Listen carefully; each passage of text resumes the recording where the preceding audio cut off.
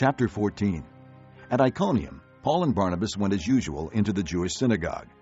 There they spoke so effectively that a great number of Jews and Gentiles believed. But the Jews who refused to believe stirred up the Gentiles and poisoned their minds against the brothers. So Paul and Barnabas spent considerable time there, speaking boldly for the Lord, who confirmed the message of his grace by enabling them to do miraculous signs and wonders. The people of the city were divided. Some sided with the Jews, others with the apostles. There was a plot afoot among the Gentiles and Jews, together with their leaders, to mistreat them and stone them. But they found out about it and fled to the Lycaonian cities of Lystra and Derbe and to the surrounding country, where they continued to preach the good news. In Lystra there sat a man crippled in his feet, who was lame from birth and had never walked.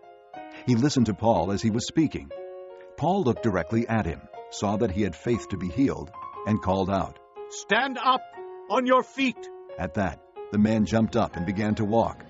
When the crowd saw what Paul had done, they shouted out in the Lycaonian language, "The gods have come down to us in human form!" Barnabas they called Zeus, and Paul they called Hermes because he was the chief speaker. The priest of Zeus, whose temple was just outside the city, brought bulls and wreaths to the city gates because he and the crowd wanted to offer sacrifices to them. But when the apostles Barnabas and Paul heard of this, they tore their clothes and rushed out into the crowd shouting, "Men, why are you doing this?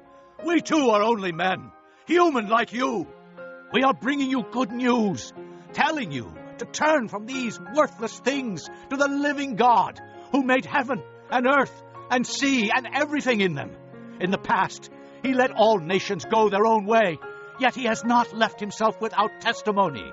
He has shown kindness by giving you rain from heaven and crops in their seasons. He provides you with plenty of food and fills your hearts with joy." Even with these words, they had difficulty keeping the crowd from sacrificing to them. Then some Jews came from Antioch and Iconium and won the crowd over. They stoned Paul and dragged him outside the city, thinking he was dead.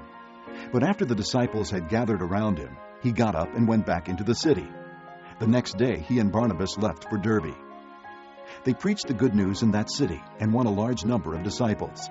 Then they returned to Lystra, Iconium, and Antioch, strengthening the disciples and encouraging them to remain true to the faith.